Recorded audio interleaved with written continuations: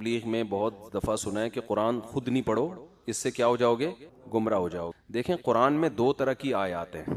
ایک آیتیں وہ ہیں جن کا تعلق ہے نصیحت سے، واعظ و نصیحت، جن میں واقعات ہیں موسیٰ علیہ السلام کا واقعہ، ہارون علیہ السلام کا اور ابراہیم علیہ السلام کا، پھر آخرت کی ہولناکیاں. ٹھیک ہے نا؟ یہ جو قرآن کا موضوع ہے نا، اس کے بارے میں قرآن کہتا ہے وَلَقَدْ يَسَّرْنَا الْقُرْآنَ لِلذِّكْرِ فَهَلْ مِن مُدَّكِرٍ. ہم نے قرآن کو نصیحت کے لیے بہت آسان کر دیا ہے، کوئی ہے نصیحت حاصل کرنے والا؟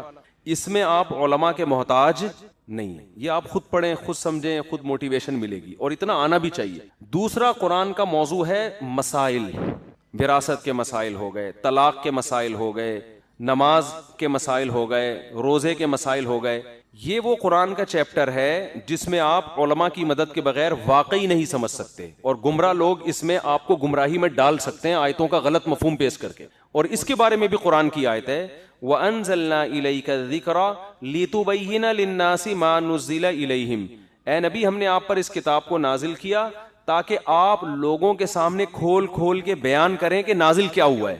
کیا مطلب؟ اس کو ڈیفائن قرآن خود نہیں کرے گا، بلکہ کون ڈیفائن کرے گا؟ قرآن مجمل بات کرے گا، مبہم بات کرے گا، اس کو ڈیفائن کون کرے گا؟ نبی، حدیث ڈیفائن کرے گی. اتنا بھی کافی نہیں ہے، آگے قرآن کہہ رہا ہے وَلَعَلَّهُمْ يَتَفَكَّرُونَ، پھر یہ خود بھی تفکر کریں گے. ایک ہوتا ہے فکر، ایک ہوتا ہے تفکر. فکر سے اوپر کی چیز ہے تفکر، باب تفاعل ہے نا، اس میں تکلف ہے، بہت ڈیپلی جا کے گھس کے گہرائی. اور تفکر کا اہل وہی ہوتا ہے جو قرآن کو بھی جانتا ہو اور مکمل احادیث کو بھی. تو ایسے علماء جو مکمل قرآن اور مکمل احادیث پر بھرپور عبور رکھتے ہیں، وہ پھر ان آیتوں میں مزید جا کے غور و فکر کریں گے. تو اس میں انہی متفکرین اور انہی علماء عوام پر لازم ہوگی انہی کو فالو کرے. وہ اس میں وہ اپنی طرف سے قرآن کی آیتوں کی تفسیر نہیں کر سکتے. تو جو علماء کہتے ہیں نا قرآن خود سے سمجھ کے خود نہیں سمجھو لوگوں سے، ان کا مطلب وہ مسائل والی آیات، اور وہ مسائل والی آیات آپ کو خود سے سمجھ میں آئیں گے بھی نہیں. آپ قرآن کی جو وصیت، جو وراثت کی آیتیں ہیں نا، ترجمہ پڑھیں، آپ کو وراثت کے مسائل نہیں آئیں گے جب تک آپ اس کے ساتھ کوئی تفسیر ایڈ نہیں کریں گے. تفسیریں بھی تو لوگوں نے لکھی ہوئی ہیں نا، وہ پڑھنی پڑے گی. آپ طلاق کے مسائل ہو گئے، نماز کا قرآن میں تذکرہ ملتا ہے، طریقہ ملتا ہی نہیں ہے. تو اللہ کے اس حکم کو پورا کیسے کرنا ہے، یہ آپ حدیث، اور حدیث کے بعد پھر فقہا کی طرف آپ کو جانا پڑے گا. تو یہ جو کہا جاتا ہے نا کہ قرآن خود سے نہیں سمجھو، یہ لفظ بہرحال غلط ہے. سمجھ میں آ رہی بات؟ یہ لفظ کیا ہے، یہ تعبیر غلط ہے. قرآن خود سے سمجھو، جو چیز مشکل لگے نا اس میں اپنی رائے قائم نہ کرو، بلکہ اس میں کس کو فالو کرو؟ علماء کو. یہ یوں صحیح تعبیر ہونی چاہیے. قرآن آپ سمجھیں، گھر میں لائیں، رکھیں. یہ تو قرآن گھر میں رکھ کے پڑھنے کے لیے نا. یہاں تک قرآن نے کہا ہے کہ نبی سے کہا ہے کہ جو مشرک آپ کے پاس آئے قرآن سننے کے لیے تو آپ اس کو لائیں حتی یسمع کلام اللہ، تاکہ وہ اللہ کے کلام کو اپنے کانوں سے سنیں. آگے اللہ نے کہتا ہے اس لیے کہ یہ لوگ وہ ہیں جن کے علم نہیں ہے، ان کے پاس بہت سے لوگوں کے پاس علم نہیں ہے، اس لیے اسلام کا انکار کریں. جب یہ قرآن سنیں گے تو یہ انکار نہیں کریں گے، بلکہ اس کی آیات پر ایمان لے آئیں گے. تو جب غیر مسلم کی سمجھ میں قرآن آ سکتا ہے اور اس کے بارے میں ترغیب دی جا رہی ہے کہ یہ خود سے سنے، تو خود سے سنے گا تو خود سے سمجھے گا بھی نا.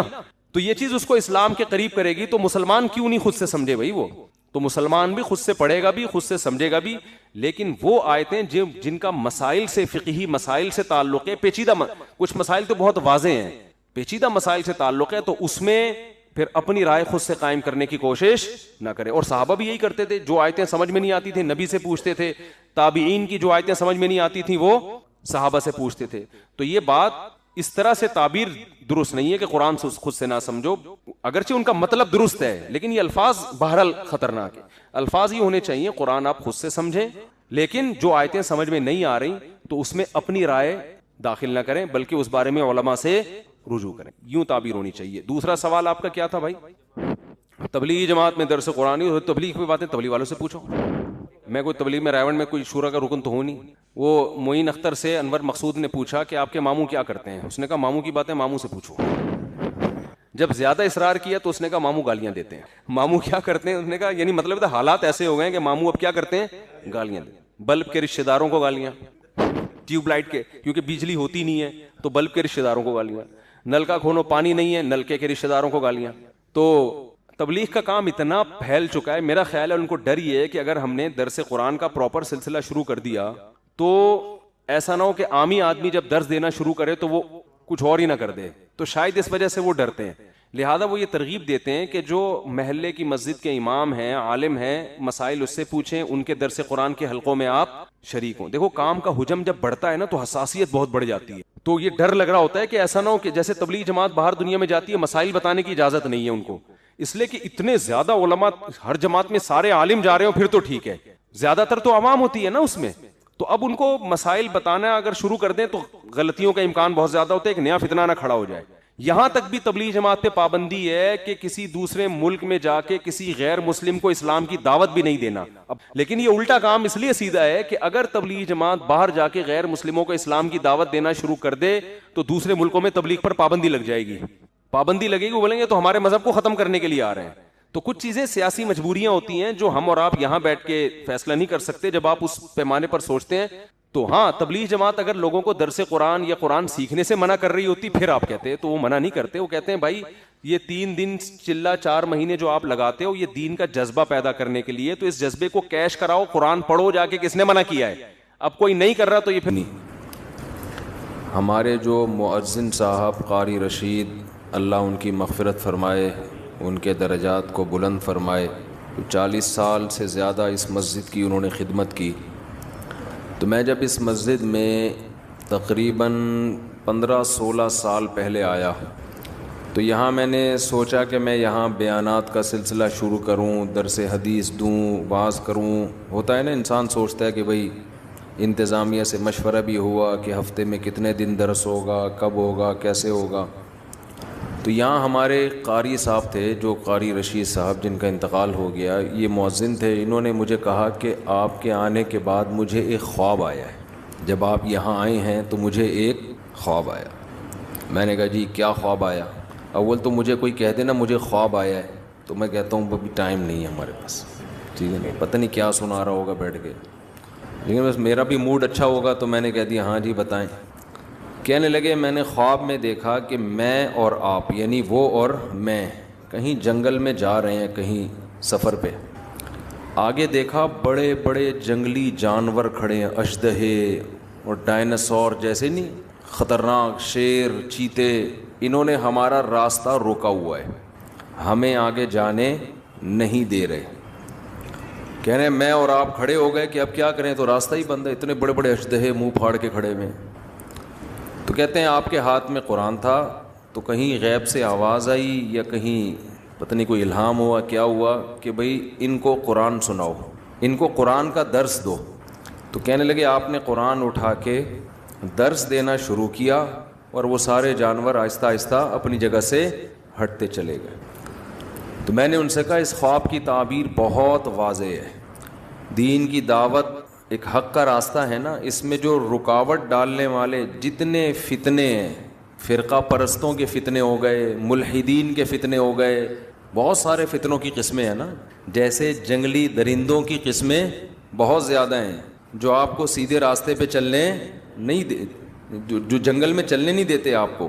تو ایسے ہی فتنہ پرستوں کی قسمیں بھی بہت زیادہ ہیں. کچھ فرقواریت کی آگ میں جھلسائیں گے آپ کو, کچھ اسلام سے بدگمان کریں گے, کچھ اسلاف سے بدگمان کریں گے. تو اس خواب میں نے کہا اشارہ ہے کہ سب کا ایک ہی حل ہے کہ ان کو کس پہ لگا دو, قرآن پہ. تو اس سے آہستہ آہستہ یہ سارے خود بخود ختم ہونا شروع ہو جائیں گے. تو اس لیے میں نے درس قرآن کو کوشش کی ہے زیادہ فوکس کروں میں. پھر قرآن میں بھی آج کل مسئلہ یہ ہے کہ جو قرآن جس کے دماغ میں کچھ ہوتا ہے نا وہ اس کے حساب سے قرآن سناتا ہے. میں اپنی مثال دے دوں, اگر میں نے دماغ میں 4 شادیاں مسلط کی ہوئی ہیں تو میں ہر آیت سے 4 شادیاں کشیدتا رہوں گا, ٹھیک ہے نا. یہ ہوتا ہے بعض خطیبوں کے ساتھ, ہر چیز ادھر ہی اٹھا کے فٹ کریں گے. میں نہیں کرتا ایسا, لیکن ہو سکتا ہے یہ نفسیات بن جاتی ہے انسان کی. بعض لوگ جو جہاد کے قائل ہیں, ہونا چاہیے انسان کو, وہ ہر آیت سے جہاد جس کا جہاد سے کوئی تعلق بھی نہیں ہے اس سے بھی کیا نکالا جا رہا ہے, وہ پورے قرآن میں الحمد سے لے کے والناس تک ان کا قرآن گھومتا ہے جہاد کے گرد. یہ بھی غلو ہے بھائی. جتنا جو چیز ہے اس کو اتنا بیان کیا جائے, جو جس کو جتنا رکھا گیا ہے نا. کوئی اس کو پورا تبلیغ پر, کوئی پورا سیاست پر, کوئی خلافت پر. اب تو سیاسی جماعتیں ایک دوسرے پہ فتویٰ لگانے میں بھی قرآن کا सहारा। आपका आदमी जब वो गलती करे उस पे कुरान की आयतें फिट नहीं करते, जैसे ही मुखालिफ पार्टी ने वो गलती की कुरान पढ़ पढ़ के सुनाना। फिरका परस भी ये काम करते हैं। आपकी मुखालिफ राय पे कोई आलिम चला गया तो फौरन यहूदियों के उलमा वाली जो आयतें हैं वो अपने मुखालिफिन उलमा पे फिट करना शुरू कर दी कि यहूद और नसारा के मौलवी यही करते थे, आज ये मौलवी भी। तो हर आदमी कोशिश करता है अपनी जो एक, जिसको कहते हैं ना फ्रस्ट्रेशन, जो एक ठरक होती है, वो ठरक किस तरीके से पूरी कर रहा होता है। लेबल किसका लग रहा होता है? कुरान का।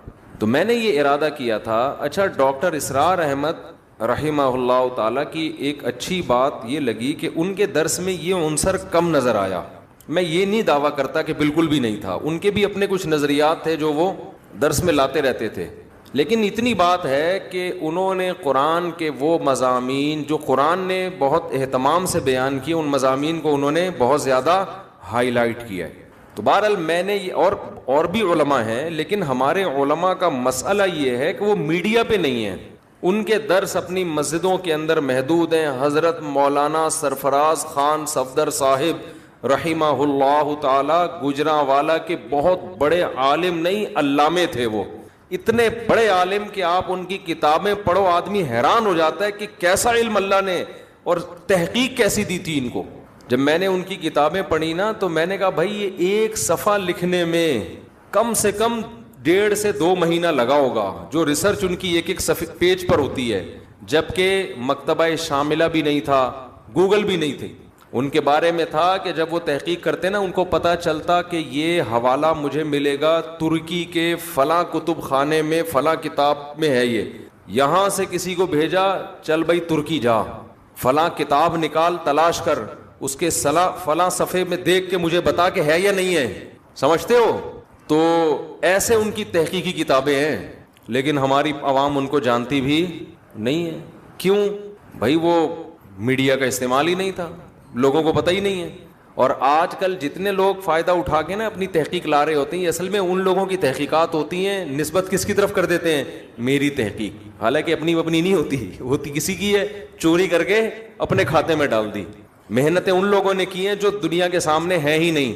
तो मैंने ये उनका, मैं एक अर्ज कर रहा था, उनका भी बड़ा ज़बरदस्त दर्स हुआ करता था। मेरा ख्याल है 30-35 बार उन्होंने पूरे कुरान का दर्स ख़त्म करवाया, मुझे सही तरह याद नहीं है, 20 बार या 30 बार, इस तरह पूरे कुरान अलहम से लेके वन्नास तक उन्होंने दर्स कुरान दिया है। तो मैंने इरादा किया कि हम फोकस किसको करेंगे? दर्स कुरान को। और इस दर्स में मैं जो अल्लाह ने जो चीज़ बार बार कही है, मैं भी वो चीज़ बार बार बयान करूँगा। उसमें जो मज़ामीन कुरान हाईलाइट करता है ना, जिस अंदाज से उसको उसी तरह से डिफाइन, तो अंदाज उस इंसान उसको अपने स्टाइल में करता है। मिसालें तो अपनी देंगे ना, लेकिन उससे हटना नहीं है। तो मैं आपसे गुजारिश कर रहा हूं कि इसी सिलसिले में मेरा जो चैनल है ना, मुफ्ती तारिक मसूद स्पीचेस, इस पे तफसीर के लेक्चर्स हैं, 8 लेक्चर हैं अरबी ग्रामर के। इतनी अरबी उसमें सिखाई गई है कि आपको कुरान की ज़बान में समझ में आना शुरू हो जाए। फिर उन्हीं लेक्चर्स को सामने रखते हुए बाकी दर्स रिकॉर्ड करवाए हैं। उन्हीं लेक्चर्स में जो आपको ग्रामर आएगी उसकी प्रैक्टिस करवाई गई है।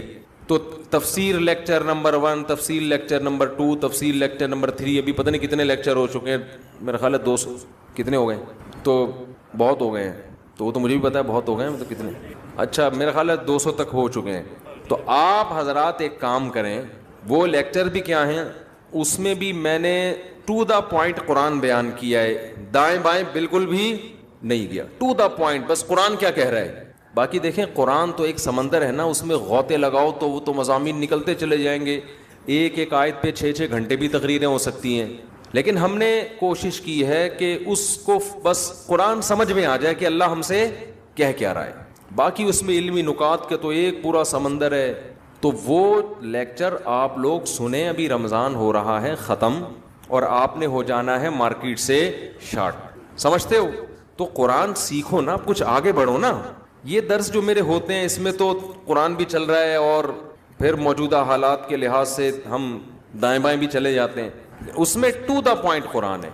ان لیکچرز کو آپ سنیں. میرا چینل مفتی طارق مسعود اسپیچز پہ وہ لیکچرز اپلوڈ ہو چکے ہیں. رمضان میں ابھی ناغہ چل رہا تھا کیونکہ میرے مصروفیت اتنی ہو گئی تھی, ارادہ تو میں نے کیا تھا لیکن نہیں ہو پایا. پھر یوٹیوب کی بھی کوئی پالیسی ہوتی ہے, آپ ایک وقت میں اتنا مال ڈال نہیں سکتے یوٹیوب پہ, ٹھیک ہے نا, وہ نوٹیفیکیشن نہیں بھیجتا. تو اس چینل کو سبسکرائب بھی کر لیں, اس کا فائدہ یہ ہوگا کہ آپ کو نوٹیفیکیشن مل جائے گا, سمجھتے ہو. اور بیل آئیکن پہ کلک کرنا نہ بھولیے, وہ ہم نے یوٹیوب سے جب بھی کسی چینل پہ جاؤ نا آتا ہے بیل آئیکن پہ کلک کرنا. ابے بھائی تو بول آگے, کوئی چیز ویڈیو ہم دیکھ رہے ہوتے ہیں نا, پہلے وہ اپنی قومی ترانے سنانا شروع کر دیتا ہے, تو آدمی غصہ آتا ہے, بات کر ہمارا ہیڈک ہے بیل آئیکن پہ کلک کر, یہ آٹو پہ آیا ہوا ہوں میں وہاں سن کے نا. تو بیل آئیکن پہ کلک کریں نہ کریں, سبسکرائب کر لیں, اس سے کسی دن غیرت جاگ جائے گی آپ کی. جب بار بار نوٹیفیکیشن آئے گا تفسیر کے لیکچر کا, بھائی لیکچر شروع ہونے والا ہے, تو شاید کسی دن آپ کی غیرت جاگ جائے کہ آج سن لو یار. اور وہ سنجیدہ لوگوں کے لیے, دیکھو اڑا اوڑی والے دنیا میں بہت ہیں, جذباتی لوگ دنیا میں بہت ہیں. آپ کو ایسے لوگ ملیں گے ہو ہاں روئے دھوئے نماز میں ایسے تہجد میں لگے ہوئے ہیں, اگلے دن مارکیٹ سے شارٹ. نبی صلی اللہ علیہ وسلم کو وہ عمل محبوب تھا جو نبی فرماتا, حضرت عائشہ فرماتی تھی تھوڑا ہو لیکن پابندی کے ساتھ. تو وہ ہفتے میں صرف 3 دن اپلوڈ ہوتا ہے, پیر, منگل اور بدھ کو. اس درس کی خاصیت یہ ہے کہ بالکل سہل انداز میں عوامی اسٹائل میں ہے, وہ گاڑھا اور پیچیدہ نہیں ہے. میری عادت ہوتی ہے میں وہ کام نہ کروں جو دوسرے پہلے کر چکے ہیں, وہ کام کرو جو دوسرے نہیں کر رہے. ہمارے ہاں یہ بھی ہوتا ہے نا, ایک آدمی ایک کام کر رہا ہے, آپ نے ٹانگ اڑا کے, جب ایک محلے میں مسجد بنی ہوئی ہے اسی کے ساتھ آپ دوسری مسجد کیوں بنا رہے ہو بھائی, یہ غلط ہوتا ہے نا. وہاں بناؤ جہاں نہیں ہے مسجد. تو میری عادت یہ ہوتی ہے کہ جو کام پہلے آلریڈی ہو چکا ہے میں وہ نہ کروں. تو جب میں نے یہ تفسیر کے لیکچر ریکارڈ کرنے کا ارادہ کیا, مجھے پتا تھا اس میں بہت ٹائم لگے گا, لیکن ہم نے کہا اب تک یوٹیوب پہ اس طرز کے تفسیر قرآن کے لیکچر موجود نہیں ہیں. اگر کوئی پورا قرآن سن کے سمجھنا چاہتا ہے اور تھوڑا چاہتا ہے کہ مجھے عربی بھی آ جائے, تو میری تحقیق سے پتا چلا ہے کہ ایسے لیکچرز ابھی تک موجود نہیں ہیں. ڈاکٹر اسرار احمد کے ہیں لیکن وہ اس طرز کے نہیں ہیں, وہ الگ انداز کے, اس کی اپنی افادیت ہے. تو الحمد سے لے کے والناس تک کوئی اگر قرآن سمجھنا چاہے گا, میں انشاءاللہ امید سے کہتا ہوں کہ اگر وہ اس طرز پہ سنے گا نا تو آہستہ آہستہ عربی سے اس کو اتنی مہارت ہو جائے گی کہ خود بخود آگے قرآن سمجھ میں آنا شروع ہو جائے گا. تو وہ لیکچر سنا کریں تمیز سے, 40 منٹ کا ہوتا ہے, روزانہ ایک ٹائم متعین کر لیں یار, ہینڈ فری لگا کے ہم نے بیٹھ جانا ہے, اور کوشش کریں قرآن سامنے رکھ کے پڑھیں. سمجھتے ہو, ایک پین بھی رکھ لیں, اس پہ چھوٹے چھوٹے نوٹس بھی لکھتے رہیں, اور قرآن 15 لائنوں والا ہو یا 17 لائنوں والی, جو قرآن ہو وہ پھر ہمیشہ وہی رہے. یہ بھی ایک اصول یاد رکھ لیں, زندگی بھر قرآن کی تلاوت کا معمول بنائیں ایک جیسا قرآن. اس کا بڑے فائدے ہیں, کیا ہیں یہ بات لمبی ہو جائے گی. یعنی آپ اپنے لیے گھر میں جس قرآن پہ تلاوت کریں نا, قرآن آتے ہیں زیادہ تر 15 لائنوں والے یا 16 لائنوں والے, 17 کا تو میں نے ویسے ہی کہہ دیا, 16 والے, اب ایسا نہ کوئی 17 والا تلاش کر رہا ہوں. تو میں نے چونکہ 15 لائنوں والوں سے حفظ کیا ہے, میں جہاں بھی دنیا میں جاتا ہوں 15 لائنوں والا قرآن تلاش کرتا ہوں. اس سے کیا ہوتا ہے, لاشعور میں آپ کے یہ بیٹھ جاتا ہے یہ والی آیت یہاں ہے, ٹھیک ہے نا, اس کا یہ مفہوم ہے. اگر آپ روزانہ مصحف بدلتے رہیں گے تو آپ کنفیوز رہیں گے, تو یاد کرنے میں بھی آسانی ہوتی ہے. تو ایک قرآن لے لیں 15 والا یا 16 والا. 15 والا لے لیں اس لیے کہ میں نے 15 سے یاد کی ہے, ٹھیک ہے نا, اور آج کل زیادہ وہی چل رہا ہے. اس میں تراویح کا حساب رکھنا بڑا آسان ہوتا ہے 15 لائنز والے قرآن میں. تو وہ آپ نے لے کے سامنے رکھ لیا, تھوڑا سا ہمت کر لو, کچھ انسان کے بچے بن جاؤ. اور آپ نے ایک پین رکھ لیا کان پہ, کتنا اچھا لگتا ہے نا, اور ایک قریب کی نظر کمزور ہے تو ایک ناک پہ تھوڑا سا چشمہ ٹکا لیا, اور بیگم سے کہا تصویر لے کے مجھے بتاؤ کیسا لگ رہا ہوں میں. اچھے لگیں گے آپ, پہلی دفعہ آپ لگیں گے کوئی پڑھا لکھا آدمی ہے, ٹھیک ہے, اور لے کے آپ بیٹھ گئے, بھائی کیا کہہ رہے ہیں مولانا صاحب, ٹھیک ہے نا, نوٹ کر لیا. اس کے ویورز کم ہیں. کم کیوں ہیں کہ سنجیدہ لوگ ہی سنتے ہیں نا 40 منٹ. یہاں تو چٹکلے بھی چل رہے ہیں, لطیفے بھی چل رہے ہیں, ہنسی مذاق بھی ہو رہا ہے, پھر عبرت کی باتیں بھی آ رہی ہیں, تو یہاں تو 1-1 گھنٹہ بھی لوگ نکال لیتے ہیں. وہ 40 منٹ تمیز سے بات لوگوں سے سن نہیں جاتی. تو وہ سن لیں, بہت فائدہ ہوگا. یہ سمجھ کے سن لیں کہ بھئی 40 منٹ کی ایک کلاس ہم روزانہ لے رہے ہیں, اور روز بھی نہیں, ہفتے میں 3 دن. تو اس کی کوشش کریں گے کہ نہیں کریں گے؟ ایک بات تو یہ ہو گئی. دوسری بات، مسائل کے لیے لوگ مسلسل فون کرتے رہتے ہیں. ہم نے پھر ایک یہ آپ لوگوں کے فائدے ہی کے لیے ایک سیٹ اپ بنایا تھا کہ آسک مفتی طارق مسعود، ایک الگ چینل بنایا صرف اور صرف مسائل کے لیے. سمجھتے ہو؟ مینج کیا نا ایک کام کو. مینج اس طرح سے کیا، بھائی کچھ مسائل بار بار پوچھے جاتے ہیں تو کیوں نہ ہم چینل پہ ڈال دیں نا، تاکہ کوئی دوبارہ ہمیں اس مسئلے کے لیے فون نہ کرے، وہ چینل پہ دیکھ لے. تو آسک مفتی طارق مسعود بھی میرا چینل ہے، اس پہ آپ جائیں گے. اگر آپ نے مسئلہ پوچھنا ہے تو پہلے تو آپ سرچ کر لیں لکھ کے کہ یہ مسئلہ پہلے سے بیان تو نہیں کیا ہوا. بیان کیا ہوا ہے تو پوچھنے کی بالکل بھی ضرورت، بولو نا، نہیں ہے. بیان نہیں کیا ہوا یا کچھ کنفیوژن ہو رہی ہے تو اسی میں مسئلہ پوچھنے کا طریقہ بھی بیان کیا ہوا ہے اسی چینل پہ. آپ جائیں اور اس کے مطابق آپ مسئلہ جو نمبر دیا ہے اس پہ سینڈ کر دیں، آپ کا نمبر انشاءاللہ آ جائے گا، وہ میں ویڈیو ریکارڈ کروا کے بھیج دوں گا. اور اگر کوئی ایسے پرسنل نوعیت کا مسئلہ ہے جو آپ کے لیے چینل پہ پوچھنا ممکن ہی نہیں ہے، آپ کی ساس آپ کو تنگ کر رہی ہے، آپ نام لے کے نہیں بتا سکتے، پکڑے جائیں گے آپ، یہ چھپ کے دوسری شادی کرنے کا آپ کا ارادہ ہے، پکڑے جانے کا شدید خطرہ ہے، تو پکڑے جائیں. میں تھوڑی بچاؤں گا آپ کو ان چیزوں سے. لیکن کوئی ایسا پرسنل نوعیت کا، میں دوسری شادی وادی کی نہیں پوچھنا، وہ صحیح بتا رہا ہوں، چھپ کے کرنی ہے سوری آپ کا ہیڈیک ہے، ایسی چیزیں مجھ سے نہ پوچھیں، میں شرعی مسائل بتاتا ہوں. تو پرسنل کوئی ذاتی نوعیت کا مسئلہ حیا کے خلاف ہے تو اس کا بھی طریقہ ہے کہ اس پہ آپ نے کس سے رابطہ کرنا ہے. ٹھیک ہے نا؟ تو یہ دونوں چینل سبسکرائب کر لیں گے تو آپ کو فائدہ یہ ہوگا کہ نوٹیفیکیشن مل جایا کرے گا، تو آپ جو